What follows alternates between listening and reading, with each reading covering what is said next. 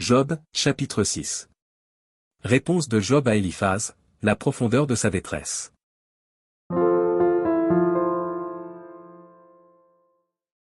Job prit la parole et dit. Oh! S'il était possible de peser ma douleur, et si toutes mes calamités étaient sur la balance. Elles seraient plus pesantes que le sable de la mer, voilà pourquoi mes paroles vont jusqu'à la folie. Car les flèches du Tout-Puissant m'ont percé, et mon âme en suce le venin, les terreurs de Dieu se rangent en bataille contre moi. L'âne sauvage crie-t-il auprès de l'herbe tendre? Le bœuf mugit-il auprès de son fourrage? Peut-on manger ce qui est fade et sans sel? Y a-t-il de la saveur dans le blanc d'un œuf? Ce que je voudrais ne pas toucher, c'est là ma nourriture, si dégoûtante soit-elle. Puisse mon vœu s'accomplir, et Dieu veuille réaliser mon espérance. Qu'il plaise à Dieu de m'écraser, qu'il étende sa main et qu'il m'achève. Il me restera du moins une consolation, une joie dans les maux dont il m'accable, jamais je n'ai transgressé les ordres du Saint. Pourquoi espérer quand je n'ai plus de force? Pourquoi attendre quand ma fin est certaine? Ma force est-elle une force de pierre? Mon corps est-il d'airain? Ne suis-je pas sans ressources, et le salut n'est-il pas loin de moi?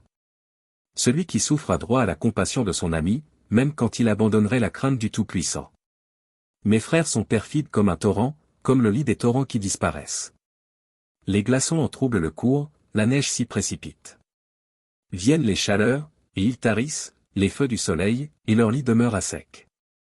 Les caravanes se détournent de leur chemin, s'enfoncent dans le désert, et périssent.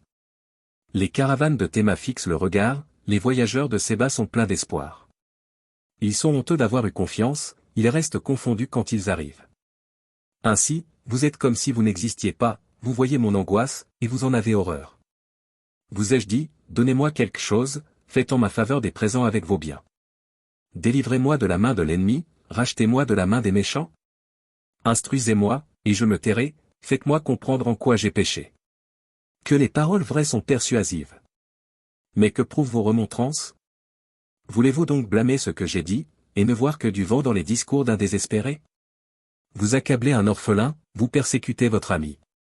Regardez-moi, je vous prie. Vous mentirai-je en face? Revenez, ne soyez pas injuste, revenez, et reconnaissez mon innocence. Y a-t-il de l'iniquité sur ma langue, et ma bouche ne discerne-t-elle pas le mal?